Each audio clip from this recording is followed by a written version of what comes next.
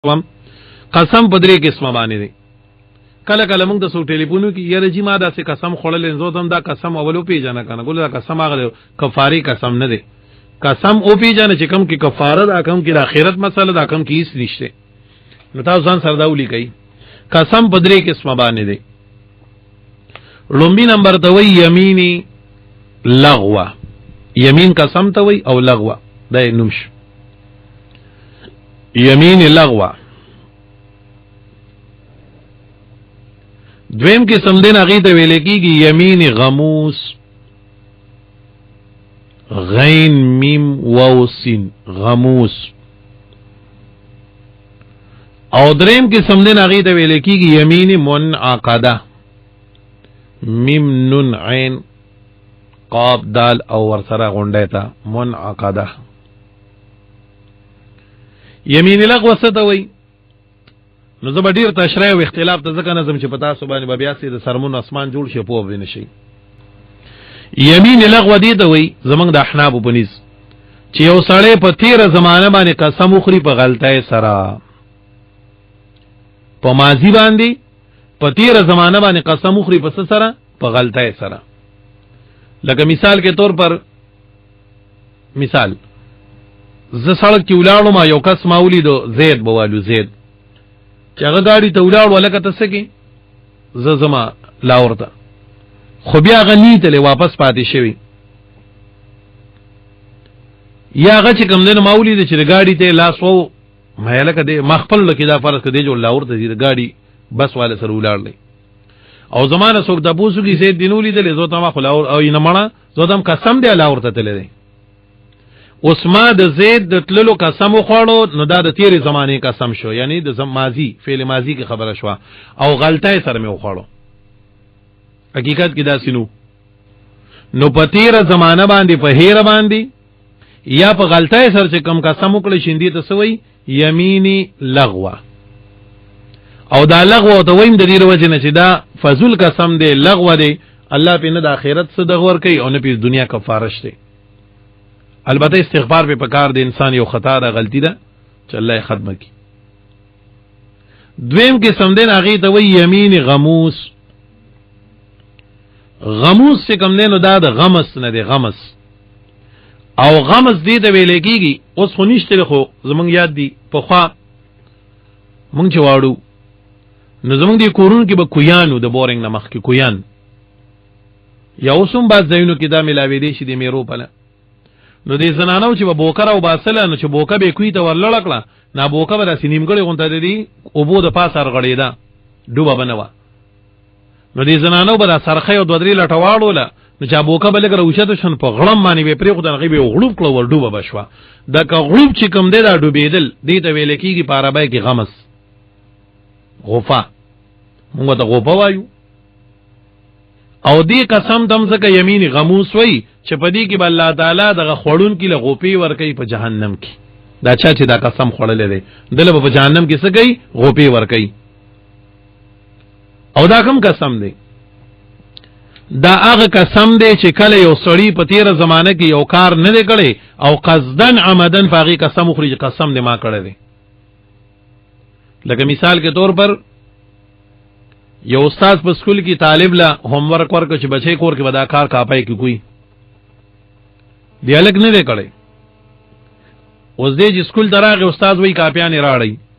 دی ورته په دروغه وایي چې زما نه کور کې کاپي پاتې شوې ده. په دروغه څه وایي؟ زما نه کور کې کاپي پاتې شوه. استاد ورته وایي دروغ مه وایه، کار دی نه دی کړی، نسې وایه. اوس دی وایي چې وال به خورم، نو دی ورته په دروغه څه وایي؟ قسم دی چې ما کار کړو، کار یې کړی نی، خو ته پته وي چې ما نه دی کړی. یعنی په فعل ماضي باندې قسم خوړل، قصدن خوړل. هغه یمین لغوه سو په فعل ماضي قسم خوړل، خطاان خوړلو. او دا یمین غموس کم قسم دی؟ په تیره زمانه قسم خوړل په فعل ماضي کې او په څه باندې خوړلو؟ قصدن. دا طالب سو وی چې قسم دی ما کار کړو خو ما صرف دی وجه ما نه کافر وکړ شوې ده یا یې را شوې ده د ځان د بچ کولو دپاره. یا د عدالتونو کې چې کله خلک کم قسم کوي دا په غموس کې راځي چې قسم دی ما داسې کړي دي، ما قسم دی د خپلې پیسې ورکړي دي. خلک وایي که نه عدالت کې خبر راشي قسم ولا ورکوي چې قسم دی که د ما خپله ځمکه ادا کړې ده ما د خپلې پیسې ورکړي دی، داسې وایي دغه د یمین غموس وای نو پدې خو د دنیا سزا نشته کفاره نشته خو پدې کې سزا او کفاره د صدا چې دې د غموس وایم د دې وجه دې سړي رب الله تعالی په جهنم کې غوپی ورکي او دریم قسم قسم دغه ته وای یمین منعقده دا زمونږ په معاشره کې عام طور دی خځې مونږ خلک راشي او تاسو کې دی وکي دی ودا یره جی ما قسم خړلې چې زبر یې تر کار نظم ها ما جی قسم خړلې چې زبر دې خځې د لاس ډوډۍ نه خورم دا اوس کوم قسم شو دا قسم شو په راتلون کی زمانہ باندې شو انګلیش کې د خلک فیوچر وای مونږ ته په عربی په ګرامر کې استقبال وای راتلون کی زمانہ مستقبل زماره قسم وای زبر دې خپل خځې د لاس ډوډۍ نه خورم دا کومه زمانہ شو راتلون کی زمانہ زماره قسم وای زبر یې تر کار قدم نقدم دام راتلون کی زمانہ شو زماره قسم وای د نن بعد به زمیان نه خورم دا راتلون کی زمانہ شو پوه شئ په اوس دا قسم چې دین دی ته په اصطلاح د شریعت کې ویل کېږي یمین منعقده حدیث کې بل شی راځي یمین منعقده وته وای چې دې د یمین منعقده وای د دې لپاره وسدي نو دې کې دوه قسمه قسم دې په دې ځان پوه کوي کدی کاکا قسم خړلې د نیکای د کار نه چې زبا دا کار نه کوم خو په دې لازم دي چې دې د خپل قسم مات کی او کفاره دی ورکی او که د ګناه د کار نه خړلې بیا دې پینټینګ پاتې شي ټینګ دې په پاتې شي سوره مائده کې به ان شاء الله راشي و مسی بارک الله وی د خپل قسمونو حفاظت وکي واحفظوا ايمانکم د دې نه مراد هغه قسمونه دي چې د معصیت نه لکه یو سړی دی هغه چې کوم دنه سوق د خبرې اترو کې دسوي قسم دی چې بس نن مې معاف کوي کنه آینده کې مې قسم دې کې بیا سر ګټوس کو الک دې بلار ته وای رور ته وای هم مرګره وته غوسه شي یا چې کوم دنه مثال کے طور پر یو سړی دی داسې فزول مایلسونو لذي فزول زینو دزي او څوک ول تنبیه ور کې دې سوي جی قسم دې کبیا مې آینده کې دا کارو کو نو که د ګنا نه دي دا قسم خړلې دې خو په دې باندې ټینګ پاتې کېدل پکار دي چې آینده کې ته الله دې دې ګنا نه بچو ساتي او کنه یو سړی داسې قسم خړلې او چې د نیکای د کار نه ځان منع کړو لکه یو سړی ما تاسو ویم دې لپاره چې یو سړی وي زماره قسم وي زبتر کار نظم دا خو ګنا رسول رحمی ده رشتہ کټ کولی زماره قسم وي زبر خځه لاس ډوډۍ نه خورم د چا بخوري دا هم ګنا ده یا داسې قسمه خبره وکي چې هغه نه رستو ګناه پیدا کیږي نو دا قسم په دمانه ماتول پکار دی ښا داسې قسمه قسم پسې ماتول پکار دی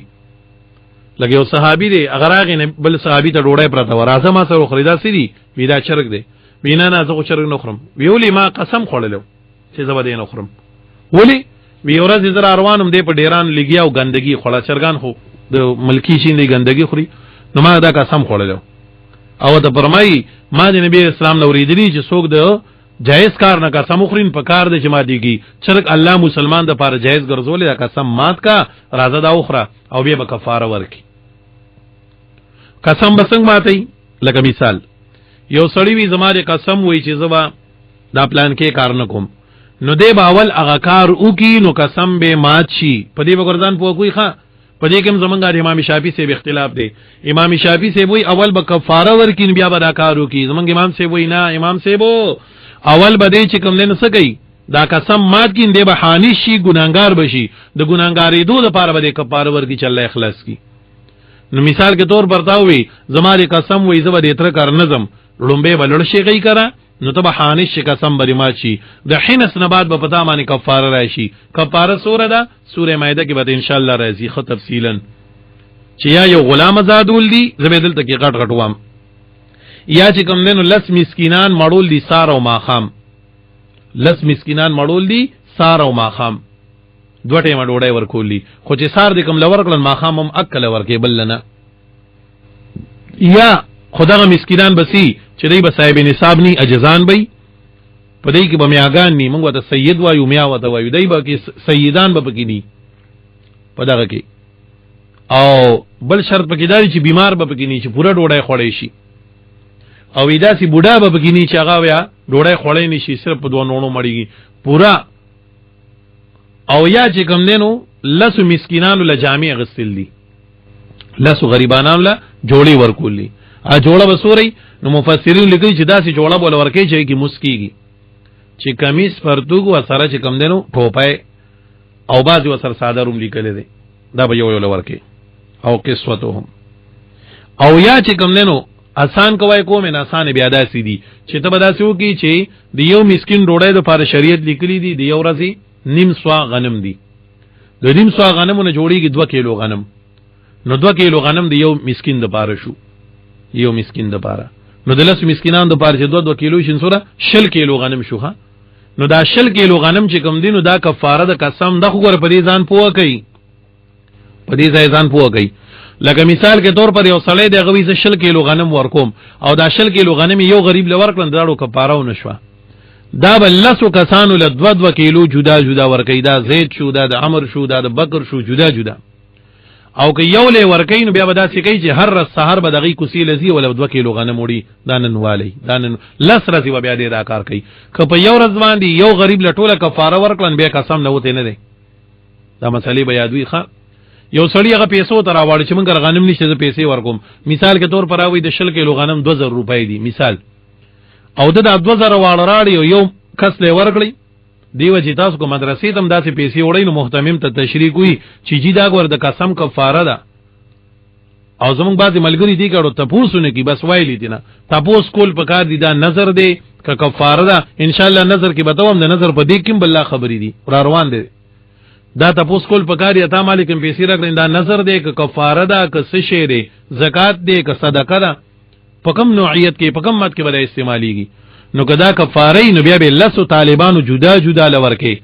او که یو لورکه نن ارز بوله بیا جدا جدا ورکه نن بوله ورکه 200 بل 200 بل 200 داسې په دې طریقه باندې الله به کفاره ادا کیږي دا قسم خبره شوخه ام قسم اوس د یو خاص قسم خبره بیانې چې دې ته ویل کیږي په اصطلاح د شریعت کې ایلا څه ته وایو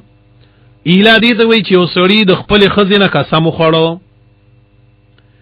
ایلا په لغت کې څه ته وایو ایلا په لغت کې ویل کېږي الحلف عن قربان المرأه یو سړی وي زماره قسم وي زما خزې ته نه نږدې کېږم خو ایلا په شریعت کې څه ته وایي اصطلاح کې نو اصطلاح کې ایلا دې ته وایي چې یو سړی ولګي د خپل خزې نه سلور میاشتو یا د دینه سیوا قسم وخوړو خزې سره جنگ او څه خبره دی دې قسم په خدای چې سلور میاشتې وځتا خوالم را نشم دراتلون مراد سره جما ده خبره دا چې دا ذکر شین مراد به دغه ایار سلور میاشتو نه سیوا کله سلور میاشتو نه کمی قسم وخوړ یو سړی زماري قسم وي 3 میاشتې وځتا خوال نه راځم زماري قسم وي در وړو کې اختر به تعالی نه راځم دا سیم ذکر کو او وړو کې اختر ته 3 نیمه میاشتې وي ان کو بدی کې رانغې نو بس کفاره بور کې کراغن خبره ختم شوه کراغن کفاره بور کې کراغن خبره ختم شوه خو ګره یاد لري که یو سړی یو رس کوم سلور میاشتو قسم وخوړو زماري قسم وي زبتا ته چې کوم دین سن کومه 3 میاشتې او اتیش رضی خوال نرازم یا 29 رضی خوال نرازم نو دام چې کوم دینو بس کدی رازو کې ولې خوال راغی نو کفاره بور کوي قسم کې حانش شو کرانه نو بس قسم کې بری ختم شوه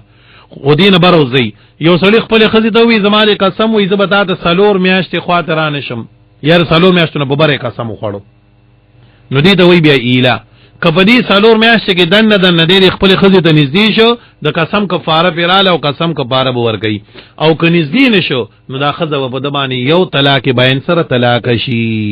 یو طلاق بین سره با طلاق شي او په دې کې زمونږ د امام سے مذهب داري چې بځې سلور میاشتې د خزي خوال لانړو نو اتوماتیک په دبانی دا طلاق شو خپل باندې یو طلاق بین واقع شو اگر چې ائمه ثلاثه په کې موږ سره اختلاف کوي امام مالک احمد شافعي رحمهم الله ایوینا په دې کې به دا تفریق قاضي راولي او هغه کې خامخا د الفاظ او شرط به قاضي بوته وي چې د الفاظ وته وایا او زموږ په نسبت باندې الفاظ نشته دا ډایرکټ طلاق شو او دې کې الله تعالی رد کوي د جاهلیت په یو دور باندې د جاهلیت یو دور داسیو چې کله به وسړي خپل خزي ته وي زماره قسم وي زبتا خوال ناراضم پای کې به کلونه تیر شو نا غریبه به ځوان د ناستوا نه به د دوا نه به د بلوا دی ول خوال نه راته د په نکاح کې به بل چاله بدلې نشو الله جل جلاله فرمای چې چا قسم خوړ د خپل خزینه او سلور میاشت کې ول خوال رانغي دا په دمان یو طلاق شو طلاق باین دی او طلاق باین ان شاء الله بځي کې خیر دور وای طلاق باین دی سبانی سبق کې به بیا تشریح کوم کو خیر طلاق درې کې اسمره رجعي څه دوی باین څه دوی په کم سره طلاقيږي په کم سره دوکيږي په کم سره درې کېږي په کم کې بیا بل نکاره دا ټول تشریح به بیا وکم خیر ان شاء الله اوس ټیم ختم دي صرف دایت په حاصل باندې ځان پوه کوي للذین د پار دا کسانو یؤلونا چې دی ایلا وکړه من نسائهم د بیبیانو د دینا جماع